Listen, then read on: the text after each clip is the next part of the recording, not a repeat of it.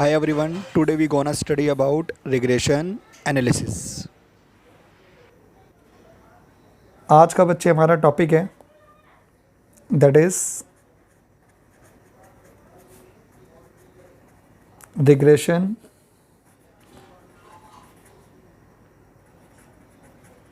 Analysis. क्या है बच्चे आज का टॉपिक हमारा? Regression analysis. बात आती है कि रिग्रेशन एनालिसिस बच्चे चैप्टर क्यों आया, ठीक है ना? किस वजह से बच्चे इस चैप्टर को इंट्रोड्यूस करना पड़ा। तो बच्चे मैं बताता हूँ ये चैप्टर आया क्यों है। हमने देखा था बच्चे कोरिलेशन चैप्टर के अंदर, क्या देखा था बच्चे? कोरिलेशन चैप्टर के अंदर आपको एक x वेरिएबल होता था और एक क्या होता था बच्चे? y variable. ये बच्चे सपोज x वेरिएबल का डाटा दे रहेगा ना, 10, 12, 14, 15, 18, 20, और बच्चे y में ले लेते हैं 90, 45, 30, 70, 100, 12। ठीक है बच्चे, ये आपको बच्चे x वेरिएबल का डाटा है और ये आपके पास क्या है? y वेरिएबल का डाटा। और कोरिलेशन के अंदर बच्चे हम इन दोनों वेरिएबल्स के बीच में एक कोरिलेशन क्या करते थे बच्चे? एक्सप्रेस करते थे। वो भी बच्चे किन फॉर्म में बच्चे? एक नंबर्स की फॉर्म में क्या करते थे बच्चे? कोरिलेशन एक्सप्रेस करते थे। ठीक है, अब रिग्रेशन एनालिसिस का बच्चे यूज़ इस वजह से है बच्चे, अब इस एक्स सीरीज के अंदर बच्चे, इस एक्स वेरिएबल के अंदर सारे नंबर नहीं है ना, सिर्फ 10 है, 12 है, 14 है, 15 है, 18 है, 20 है, 25 नहीं है ना, 30 भी नहीं है। ऐसे बच्चे बहुत सारे नंबर्स है जो इसके अंदर नहीं है। ठीक है ना, अब अगर मुझे इन नंबर से, अगर मुझे बच्चे इन नंबर से रिलेटेड बच्चे नंबर निकालने हैं, अगर मुझे x गिवन है 25, तो इसकी रिस्पेक्ट में बच्चे y की वैल्यू क्या होगी? 30 की रिस्पेक्ट में बच्चे y की वैल्यू क्या होगी? अगर मुझे बच्चे इन नंबर्स की रिस्पेक्ट में बच्चे क्या करनी है? वैल्यूज़ निकालनी है y की, या फिर y की वैल्यूज़ की रिस्पेक्ट में बच्चे आपको x की वैल्यू निकालनी है। ठीक है ना, दोनों ही केस ले सकते हो बच्चे आप। ठीक है ना, आपको x गिवन है, y निकालना है, या फिर y गिवन है, x निकालना है। ठीक है ना, तो उस वैल्यूज़ को फाइंड आउट करने के लिए बच्चे आप किस चैप्टर का यूज़ करते हो? रिग्रेशन एनालिसिस का। क्लियर बच्चे? क्योंकि x वेरिएबल्स और y वेरिएबल में बच्चे सारी वैल्यूज़ नहीं होगी, तो जो वैल्यूज़ नहीं होती बच्चे, उनकी वैल्यूज़ की रिस्पेक्ट में अगर मुझे y की वैल्यूज़ निकालनी है, या फिर y की वैल्यूज़ की रिस्पेक्ट में x की वैल्यूज़ निकालनी है, तो उन वैल्यूज़ को निकालने के लिए बच्चे हमें रिग्रेशन एनालिसिस का चैप्टर का बच्चे क्या करना पड़ता है? यूज़ करना पड़ता है। ठीक है बच्चे, इस वजह से बच्चे ये चैप्टर बच्चे इस दुनिया में आया कि रिग्रेशन एनालिसिस का बच्चे यूज़ कहाँ होता है। क्लियर बच्चे? इसका यूज़ समझ आ गया कहाँ होगा। ठीक है, अब ये तो पता चल गया कि बच्चे इसका यूज़ क्या है। ठीक है ना, अब इस चैप्टर के अंदर बच्चे कुछ चीज़ें हमें पढ़नी पड़ेगी। पहले बात करते हैं बच्चे रिग्रेशन लाइंस की। किसकी बात करनी पड़ेगी बच्चे? Regression lines. ठीक है बच्चे, ये कुछ टर्म्स पढ़नी पड़ेगी, तभी आप बच्चे क्या कर सकते हो? वैल्यूज़ फाइंड आउट कर सकते हो। तो रिग्रेशन लाइंस की अगर मैं बात करूं बच्चे, तो दो टाइप की लाइंस होती है बच्चे। पहली एक होती है बच्चे y ऑन x लाइन। क्या होती है? y on x line. y on x line बच्चे, this line used to find y when x is given। आप बच्चे y ऑन x लाइन का यूज़ तब करोगे जब आपको x गिवन होगा और y निकालना होगा। जब आपको x गिवन होगा और y निकालना होगा, ठीक है बच्चे, तब आप यूज़ करोगे y ऑन x लाइन को। सेकंड बच्चे, एक होती है बच्चे x ऑन y लाइन। अब x ऑन y लाइन की अगर मैं बात करूं बच्चे, तो this line used to find x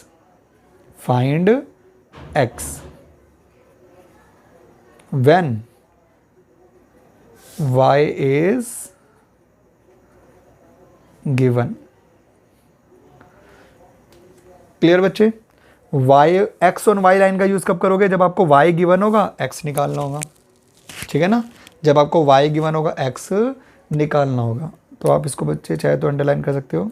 when x is given, जब आपको x गिवन होगा तो y on x line use करोगे। जब आपको y गिवन होगा तो आप x on y line use करोगे। ठीक है बच्चे? तो दो टाइप की आपकी क्या होती है बच्चे? रिग्रेशन लाइंस होती हैं। क्लियर बच्चे? यहाँ तक कोई प्रॉब्लम? अब पढ़ते हैं बच्चे इसके बारे में आगे। लो बच्चे बात करते हैं पहली लाइन के बारे में।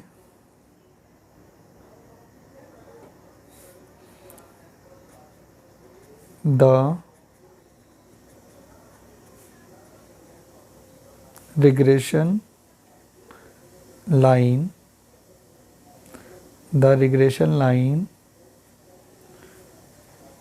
y on x, the regression line y on x defined as बच्चे किसकी बात चल रही है? Regression line y on x। किसकी बात चल रही है? y on x की। तो बच्चे किस तरीके से डिफाइन करते हैं y on x को? y minus y mean by x minus x mean, ये होती है बच्चे आपकी y on x line. y minus y mean equal to by x minus x mean. ठीक है बच्चे? इसी तरीके से अगर मैं दूसरे की बात करूं, the regression line x on y। अब बच्चे किसकी बात चल रही है? x ऑन y की। Defined as x minus x mean bxy y minus y mean, x minus x mean equal to bxy y minus y mean. ये बच्चे आपकी दो रिग्रेशन लाइंस है। कौन कौन सी? एक है बच्चे y ऑन x, ठीक है ना, और एक है बच्चे x ऑन। आई होप बच्चे क्लियर हो गई होगी दोनों लाइंस। ठीक है? इन लाइंस का बच्चे हमें यूज़ करना है। अब बच्चे आपको ये तो पता ही है y मीन और x मीन क्या होते हैं। ठीक है ना? पढ़ा क्या बच्चे हमने? y मीन और x मीन क्या होता है? यहाँ पे लिखते हैं बच्चे सारी चीज़ें। वेयर x मीन बच्चे कैसे निकालते थे हम? Sigma xi upon n। और बच्चे y मीन कैसे निकालते थे? Sigma yi upon n। है ना बच्चे? पढ़ा था हमने छोटी छोटी क्लासेस में। Sum of all observation of x series upon में n, sum of all observation y series upon में n। ठीक है? ये आपका x मीन हो गया और y मीन हो गया। और दूसरी बच्चे यहाँ पे बात चलती है byx की और bxy की, है ना? तो इसके बारे में भी लिखते हैं बच्चे। अगर मैं बात करूँ बच्चे bxy क्या होता है बच्चे? ये होता है, इनको बोलते हैं रिग्रेशन कॉफिशिएंट। क्या होता है बच्चे? Regression coefficient x on y। bxy बच्चे bxy क्या होता है? रिग्रेशन कॉफिशिएंट होता है x ऑन y का। किसका कॉफिशिएंट होता है बच्चे? x ऑन y का। ठीक है? x ऑन y के अंदर बच्चे bxy आ रहा है ना, तो उसको क्या बोलेंगे? Regression coefficient x on y। और byx की अगर मैं बात करूं बच्चे, तो ये होता है रिग्रेशन कॉफिशिएंट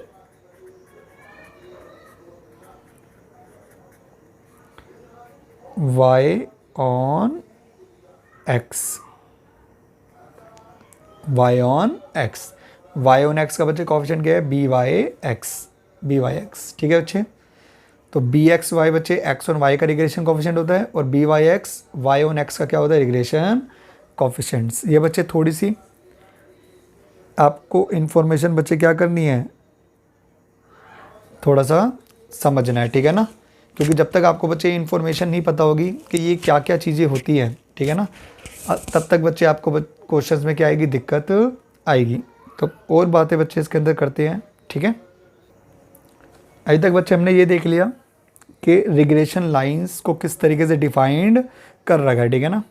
अब एक्स मीन बच्चे सबको निकालना आता है, वाई मीन सबको निकालना आता है। सिर्फ और सिर्फ बच्चे अगर आप रिग्रेशन कॉफिशेंट निकालना सीख गए तो आपको बच्चे रिग्रेशन लाइंस निकालने में कोई दिक्कत नहीं आएगी। तो अब बात करते हैं बच्चे रिग्रेशन कॉफिशेंट फाइंड कैसे करते हैं, ठीक है ना। किसकी बात करेंगे हम, रिग्रेशन कॉफिशेंट की। तो बात करते हैं बच्चे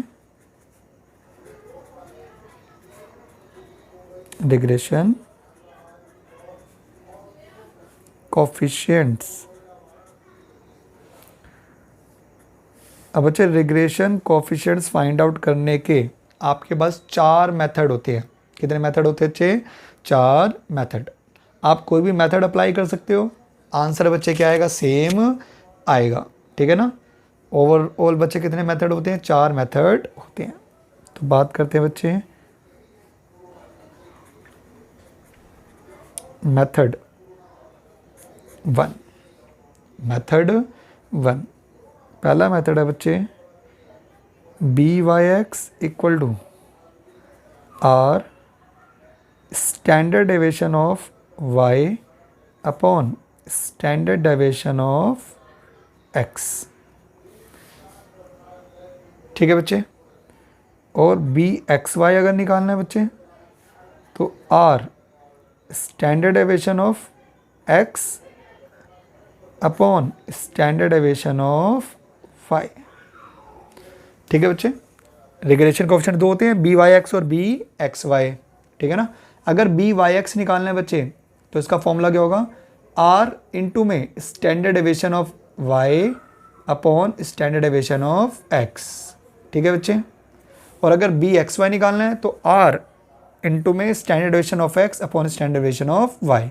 सिंपल है बच्चे, पीछे अगर x है तो स्टैंडर्ड डेविएशन x नीचे आएगा, पीछे अगर y है तो स्टैंडर्ड डेविएशन y नीचे आएगा। ठीक है बच्चे, आप इस तरीके से रिटेन कर सकते हो। और हमने पढ़ रखा है बच्चे वेयर स्टैंडर्ड डेविएशन x, ये बच्चे कैसे निकालते थे, under root sigma x minus mean का होल स्क्वायर अपॉन n। कैसे निकालते थे बच्चे, ये सिग्मा x माइनस मीन का होल स्क्वायर अपॉन n। और अगर स्टैंडर्ड डेविएशन y की बात करूं बच्चे तो under root sigma y minus Y mean का होल स्क्वायर अपॉन n। तो बच्चे स्टैंडर्ड डेविएशन x लिख दिया मैंने और स्टैंडर्ड डेविएशन y लिख दिया, ठीक है ना। और बच्चे r क्या होता था, r होता था बच्चे हमारा कोफिशिएंट ऑफ कोरिलेशन। पढ़ा था बच्चे हमने कार्ल पियर्सन वाला, तो ये वही है बच्चे कोफिशिएंट ऑफ कोरिलेशन। ठीक है, तो अगर आपके पास बच्चे ये तीनों इन्फॉर्मेशन है, आपके पास आर बी पर आपके पास आर भी गिवन है, स्टैंडर्ड डेविएशन एक्स भी गिवन है, स्टैंडर्ड डेविएशन वाई भी गिवन है, तो आप इन तीनों का यूज़ करके आप अपने दोनों कोफिशिएंट फाइंड आउट कर सकते हो। ठीक है बच्चे, ये था आपका बच्चे मेथड नंबर 1। अब बात करते हैं बच्चे मेथड नंबर 2 की।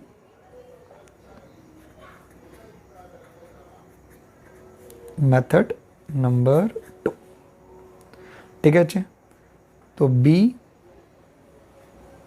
वाई एक्स, अगर बच्चे बी वाई एक्स निकालना है तो sigma X Y minus sigma X sigma Y upon N upon sigma X square minus sigma X का होल स्क्वायर अपॉन एन। और अगर बी एक्स वाई निकालना है बच्चे आपको, तो sigma X Y minus sigma X into sigma Y upon N divided by sigma Y square minus sigma Y का whole square upon N. ठीक है बच्चे, तो ये फॉर्मूले होते हैं बच्चे आपके रिग्रेशन कोफिशिएंट के, सेकंड मेथड के। फिर से बच्चे अगर पीछे x है तो नीचे बच्चे पूरा डाटा x का आएगा, और पीछे अगर बच्चे y है तो नीचे डाटा किसका आएगा, पूरा y का आएगा। बाकी न्यूमरेटर बच्चे दोनों में क्या है, सेम है। ठीक है ना, न्यूमरेटर दोनों में क्या है, सेम। तो बच्चे प्रैक्टिस करोगे अपने आप बच्चे फॉर्मूलेज याद हो जाएंगे। ठीक है बच्चे, तो ये था हमारा मेथड नंबर 2। क्लियर। अब बात करते बच्चे मेथड नंबर 3 की। तो बात करते बच्चे मेथड नंबर 3 की।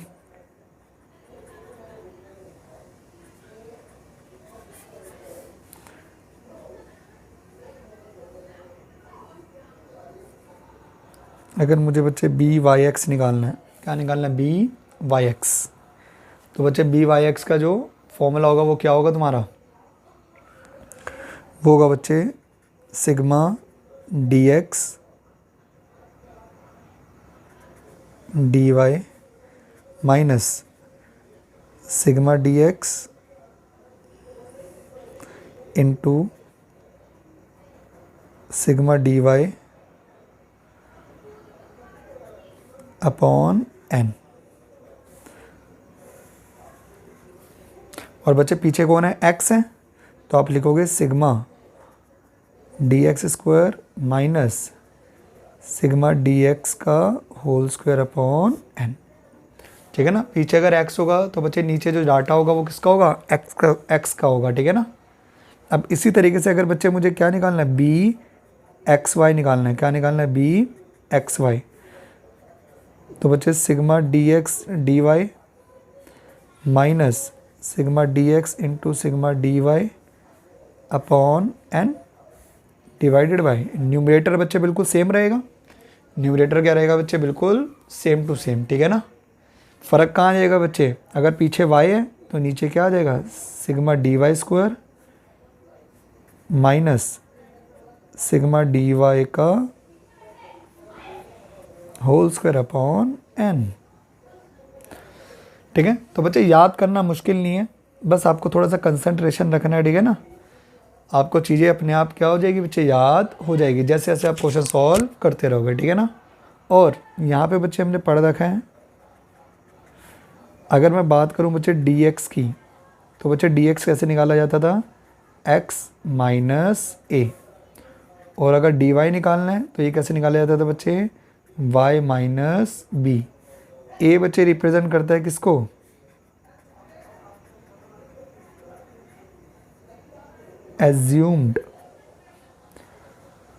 एज्यूम्ड मीन ऑफ x, और बच्चे b रिप्रेजेंट कर रहा है एज्यूम्ड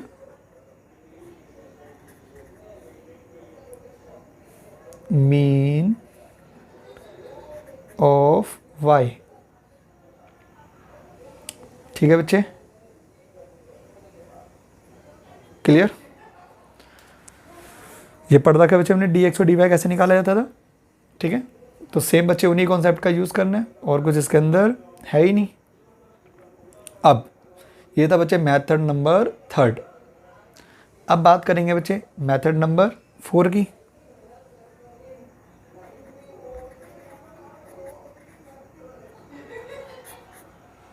अब बच्चे अगर मेथड नंबर 4 आपको लगाना है, तो अगर उसके थ्रू अगर आपको बी वाई एक्स निकालना है, तो उसका बच्चे बी वाई एक्स का फॉर्मूला होगा sigma U X U Y minus sigma U X into sigma U Y upon N divided by, पीछे बच्चे कौन है, एक्स है, तो नीचे डाटा किसका आएगा, एक्स का, sigma U x square minus sigma U x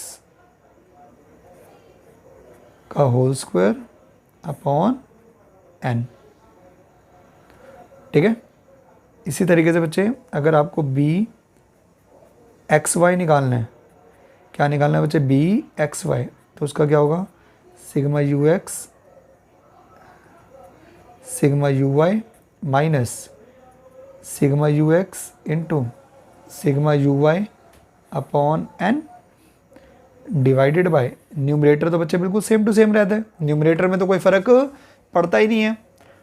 अब यहाँ पे बच्चे पीछे क्या है, y, तो नीचे जो डाटा आएगा बच्चे वो किसका आएगा, y का आएगा, sigma U Y square minus sigma U Y का होल स्क्वायर अपॉन n। ठीक है बच्चे, तो ये आपका बच्चे क्या हो गया, मेथड नंबर 4। और बच्चे यू एक्स और यू वाई हमने निकालना सीख रखे हैं, यू एक्स और यू वाई का बच्चे मैं लिख देता हूँ फॉर्मूला, ठीक है ना। आई होप आपको बच्चे चारों मेथड समझ आ गए होंगे, ठीक है ना। अब आप मेथड बच्चे कोई भी अप्लाई कर सकते हो, लेकिन अगर आपको क्वेश्चन में बच्चे इन्फॉर्मेशन इस टाइप से दे रखी है, अगर आपको यू एक्स यू वाई का सम दे रखा है तो आप ये वाला फॉर्मूला लगाओगे, डी एक्स डी वाई की वैल्यू दे रखी है क्वेश्चन में तो आप ये वाला फॉर्मूला लगाओगे, अगर सिंपली आपको एक्स वाई की वैल्यू दे रखी है तो आप मेथड नंबर 2 लगाओगे, और अगर आपको स्टैंडर्ड डेविएशन की वैल्यू गिवन है तो आप मेथड नंबर 1 लगाओगे। तो अगर क्वेश्चन में इन्फॉर्मेशन बच्चे जिस टाइप से दे रखी है तो आप उस हिसाब से मेथड लगाओगे। अगर आपको सिंपली सीरीज़ दे रखी है, आपको एक्स सीरीज़ दे रखी है और वाई सीरीज़ दे रखी है, तो आप मेथड बच्चे कोई भी फॉलो कर सकते हो, आंसर आपका क्या आएगा, सेम आएगा, ठीक है ना। तो ये डिपेंड करेगा बच्चे क्वेश्चन के ऊपर कि क्वेश्चन आपसे किस फॉर्म में वो पूछ रहा है, ठीक है बच्चे। अदरवाइज मेथड आप कोई भी फॉलो कर सकते हो, ठीक है। तो अब बच्चे यू एक्स और यू वाई का फॉर्मूला लिख लेते हैं, ठीक है। तो लिखते हैं बच्चे यू एक्स और यू वाई का फॉर्मूला, वेयर यू अगर एक्स सीरीज़ का बच्चे निकालना है तो ये क्या होगा, x minus A divide by H, और u अगर y सीरीज़ का निकालना है बच्चे तो y माइनस ए की जगह बच्चे आप b लिख सकते हो, ठीक है ना, y minus B upon H. h बच्चे किसको, a किसको रिप्रेजेंट करता है,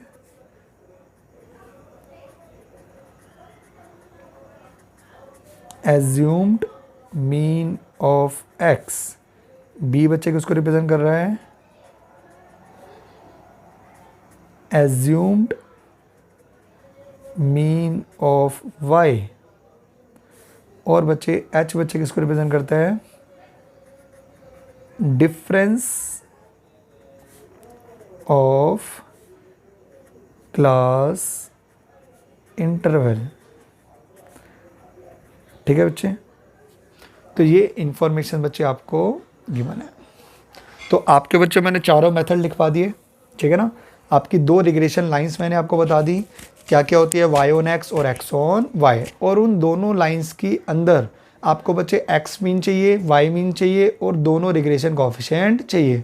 x मीन और y मीन बच्चे हम बचपन में बच्चे सीख चुके हैं कि x मीन और y मीन हम कैसे निकालते थे।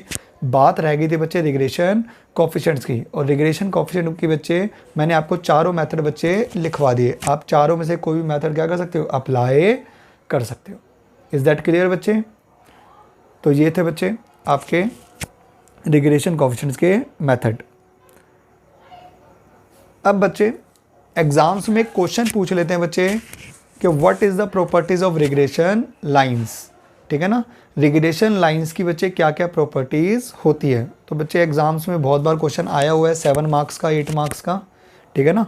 तो वो पढ़ते हैं बच्चे हम प्रॉपर्टीज़ ऑफ रिग्रेशन लाइंस। पढ़ें बच्चे प्रॉपर्टीज़, तो देखते हैं बच्चे प्रॉपर्टीज़ क्या होती है रिग्रेशन लाइंस की। तो नेक्स्ट टॉपिक बच्चे हमारा कौन सा है, नेक्स्ट टॉपिक है बच्चे हमारा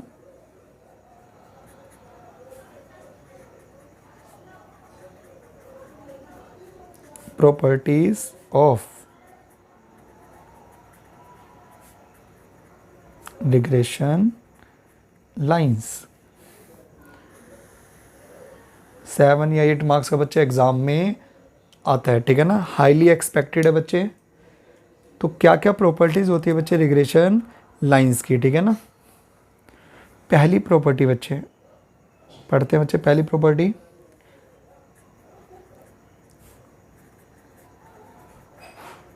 the regression lines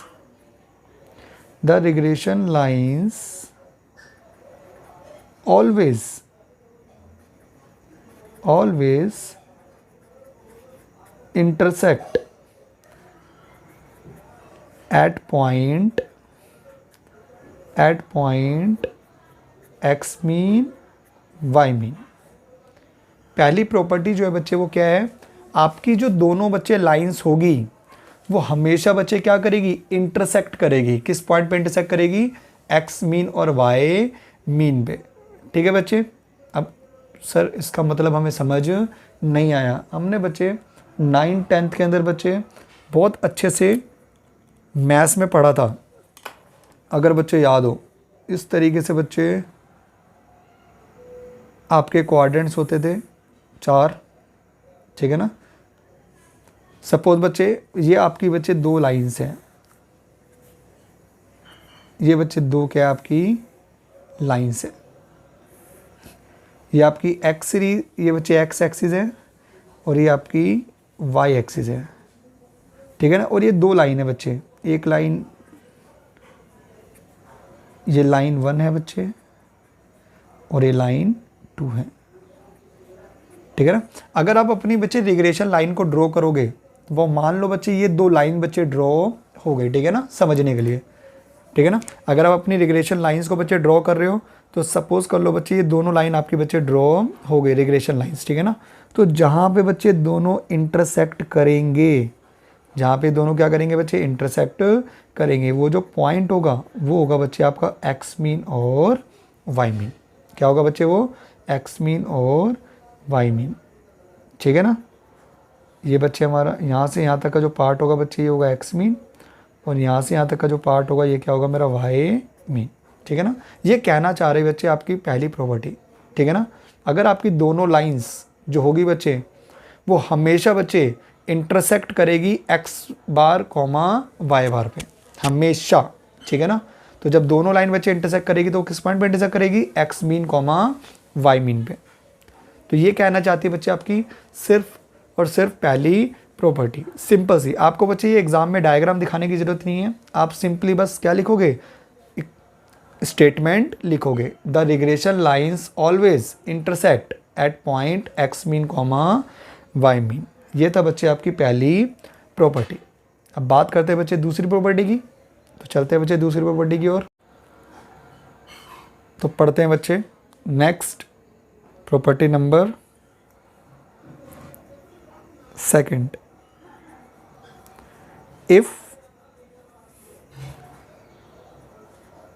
2,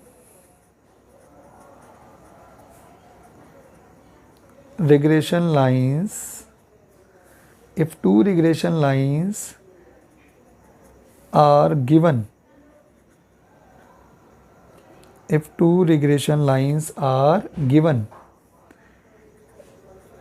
and theta be the acute angle between them,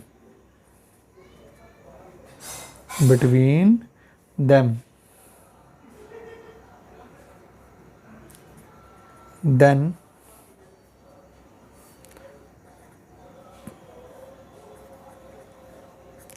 tan theta equals to modulus 1 minus r square upon r,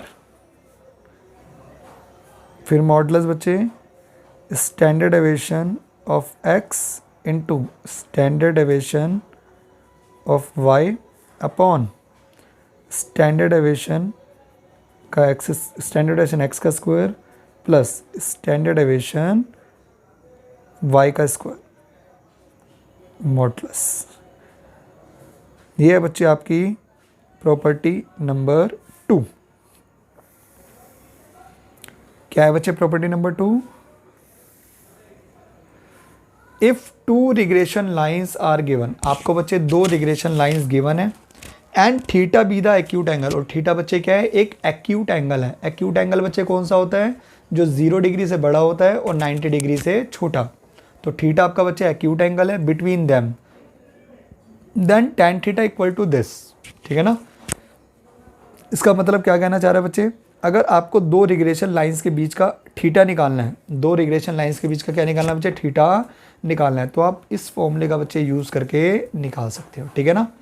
लेकिन आप फॉर्मूला तभी लगा पाओगे जब आपके पास बच्चे एक तो आर गिवन हो, आर का मतलब कोफिशिएंट ऑफ कोरिलेशन, और स्टैंडर्ड डेविएशन x पता हो और स्टैंडर्ड डेविएशन y पता हो। अगर आपके पास बच्चे ये इन्फॉर्मेशन है, r पता है, स्टैंडर्ड डेविएशन x पता है, स्टैंडर्ड डेविएशन y पता है, तो आप उन दोनों लाइंस के बीच का बच्चे क्या निकाल सकते हो, थीटा निकाल सकते हो। थीटा मतलब एंगल, ठीक है बच्चे।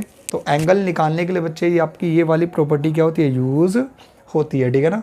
तो आपको जस्ट बच्चे सिर्फ स्टेटमेंट लिखनी है और ये फॉर्मूला लिखना है, ठीक है ना।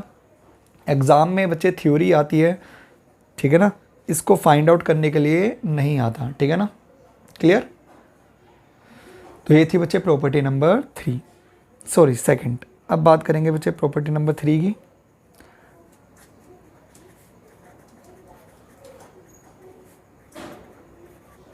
The coefficient of correlation is geometric mean of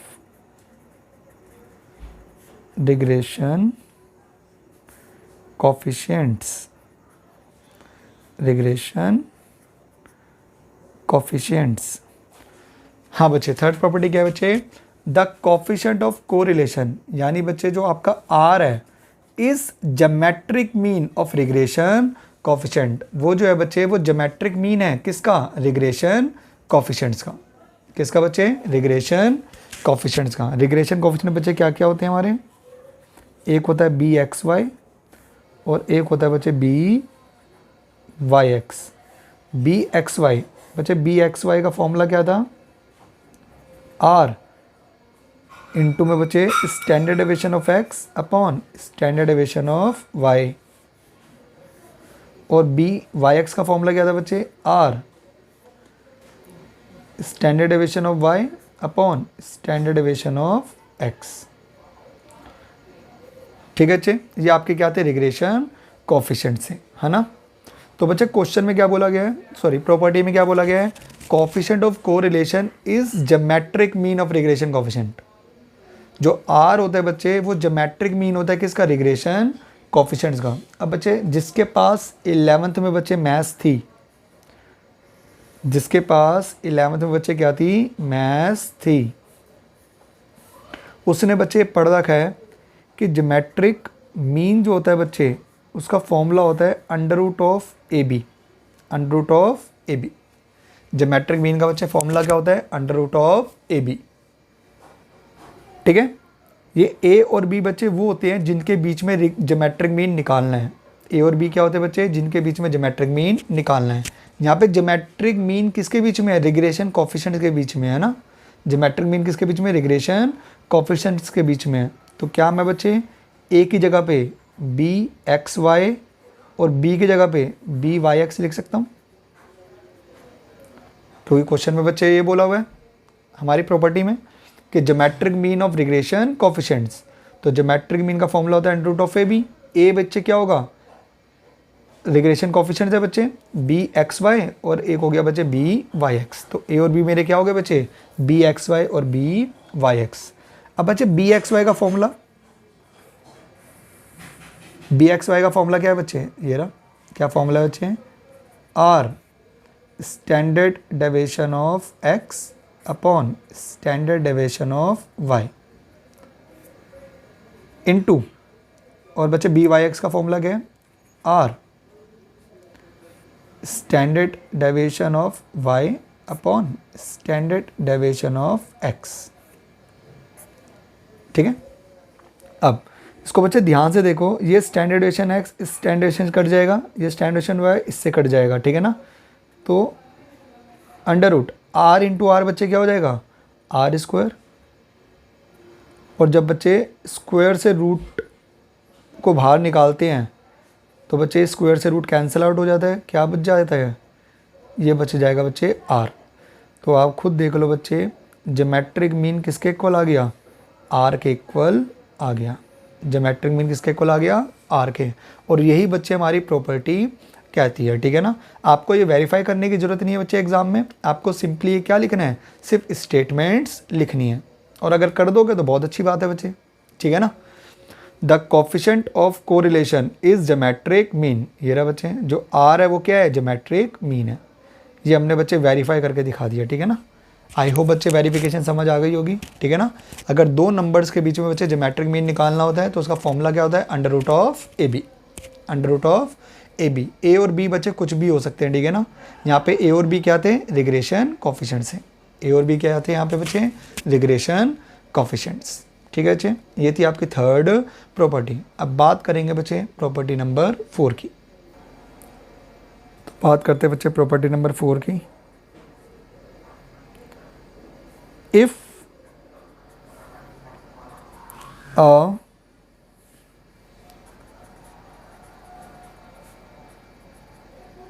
regression coefficient, if a regression coefficient is less than 1, then other should be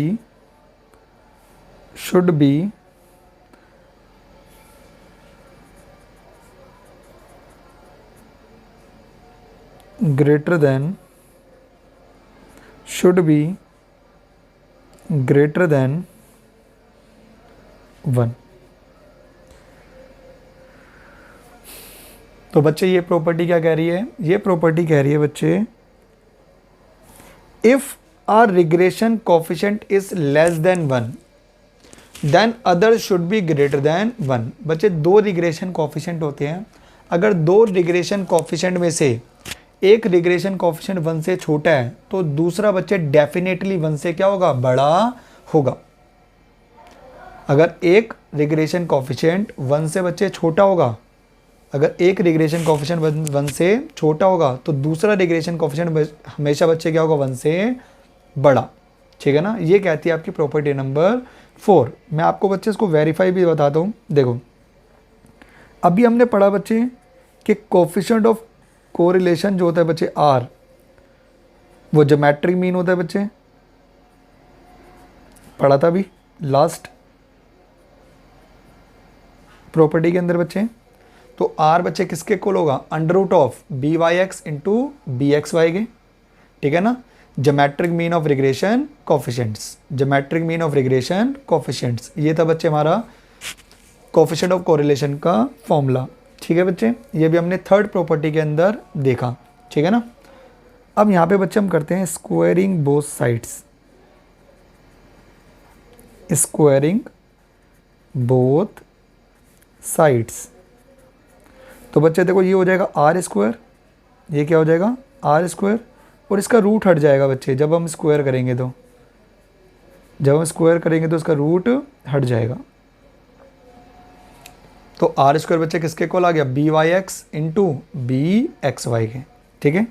we know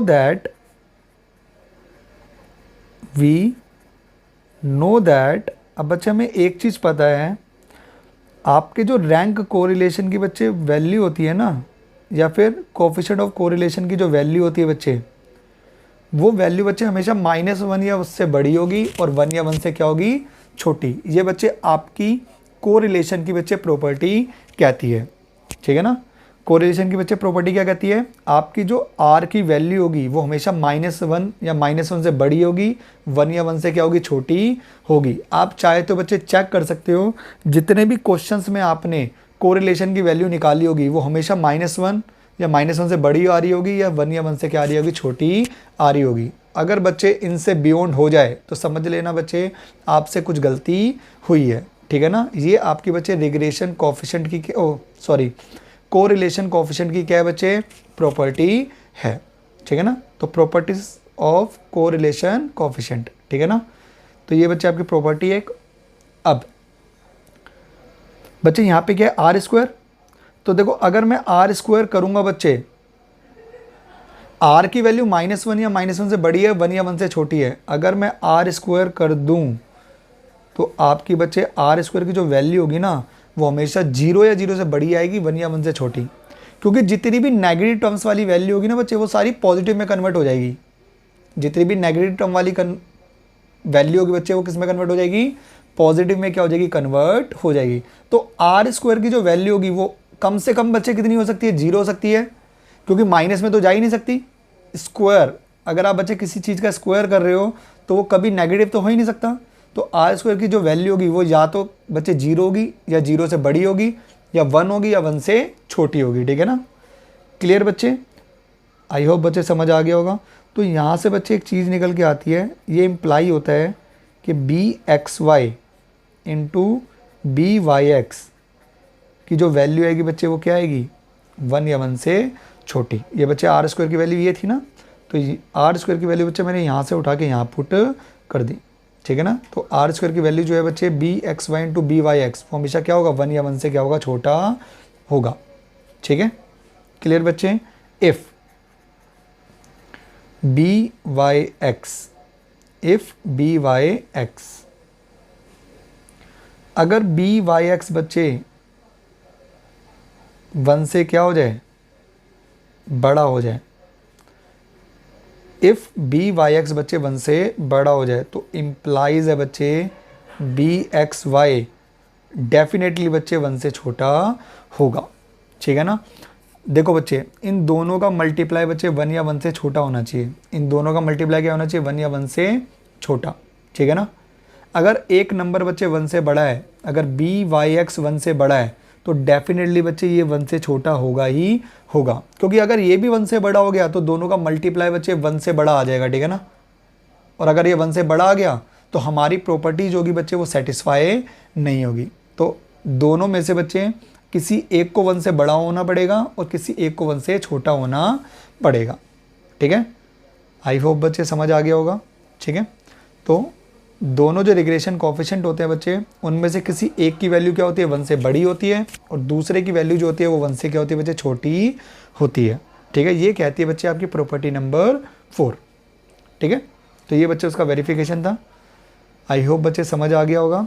और एक चीज़ और बच्चे ध्यान रखना, अगर आपके रिग्रेशन कोफिशिएंट पॉजिटिव होंगे, अगर आपके रिग्रेशन कोफिशिएंट पॉजिटिव होंगे तो आपका आर भी पॉजिटिव होगा, और अगर रिग्रेशन कोफिशिएंट नेगेटिव होंगे तो आर भी क्या होगा बच्चे, नेगेटिव होगा। आपका जो आर का साइन है बच्चे वो किसके ऊपर डिपेंड करेगा, रिग्रेशन कोफिशिएंट्स के ऊपर। अगर रिग्रेशन कोफिशिएंट्स पॉजिटिव है तो आर भी पॉजिटिव होगा, और रिग्रेशन कोफिशिएंट नेगेटिव है तो आर भी क्या होगा, नेगेटिव होगा, ठीक है बच्चे। तो ये एग्जाम्स में बच्चे पूछ लेते हैं वो 7 से 8 नंबर का, ठीक है ना। तो अगर आपको ये वेरिफिकेशन दिखा के आनी है तो आप दिखा सकते हो, अदरवाइज बच्चे आपके 4 पॉइंट ही क्या हैं, इनफ है। आई होप बच्चे क्लियर हो गई होगी आपको। ये थी बच्चे रिग्रेशन कोफिशिएंट की थ्योरी, ठीक है ना। पूरे हमने बच्चे रिग्रेशन एनालिसिस की थ्योरी देख ली, ठीक है ना। अब जितना भी बच्चे प्रैक्टिकल पार्ट है, जितना भी क्या है बच्चे प्रैक्टिकल पार्ट है वो हम नेक्स्ट क्लास में बच्चे देखेंगे, ठीक है। कोई भी डाउट हो बच्चे इससे रिलेटेड तो आप कमेंट सेक्शन में पूछ सकते हो। Thank you for watching my video, stay tuned.